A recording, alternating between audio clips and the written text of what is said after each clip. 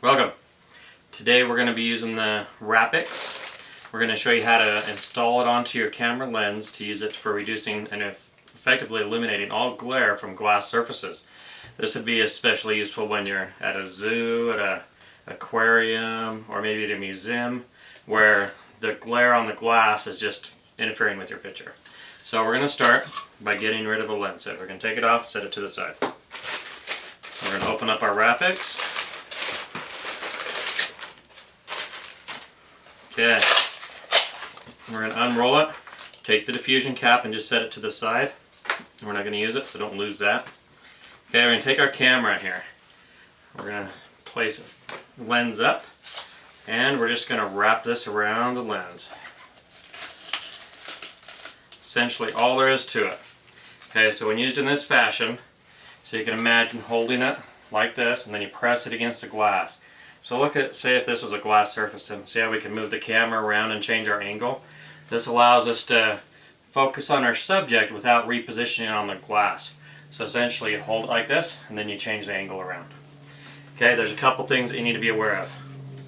When using it on certain lenses, there's a focus switch that sometimes gets bumped, especially on this lens there. So I'll take a little piece of gaffer's tape and put over that. A lot of newer lenses, these are actually recessed, and or the focus switch may be somewhere else depending on your make of camera. So if that is the case, just be aware of that, and it might even be your stabilization system might also be affected by that. So if that's the case, tape over that. Okay. There's another situation that you need to be aware of is when you're shooting through a glass or a glass partition where inside of that glass partition is lit. So strongly lit, especially like an aquarium, maybe backlit, such as a zoo where there's two sets of windows, or anywhere where the inside of the glass is lit. You need to reverse this. What happens when this is wrapped up like this is the light comes in and it will bounce around on the inside and may affect that. It's rarely a problem 90% of the time, but that 10% where it's strongly backlit, you need to flip it inside out. So you need to flip it around this way. So let's just take it, and it's designed to go on there both ways.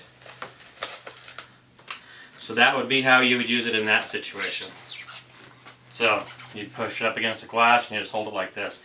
I really try to avoid this situation just because it's white. I like to keep it clean and that type of stuff. But if you look inside now, the whole inside is black. This will absorb all light. So this is ultimately the ideal situation, but not necessary except for about 10% of the time. And like I mentioned, that is when the inside of the glass enclosure is backlit. So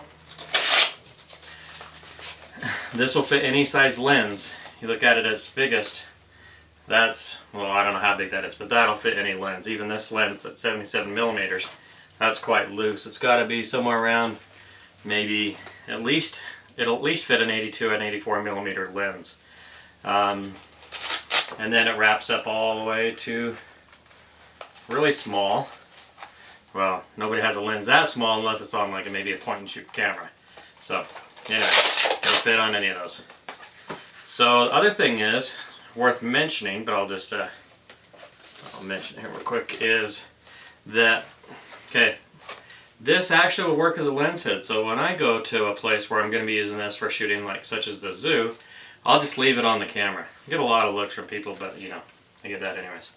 So you can just leave it on there and it acts as a really nice lens shield or lens hood. So I would always recommend having a lens hood because these are awesome and you should always use a lens hood. I can't think of any time I don't use it unless it's absolutely that I cannot, such as if I have a polarizer on and I can't reach it. But otherwise, I would always use a hood. Typically, I'll always use this, and this is well worth its money.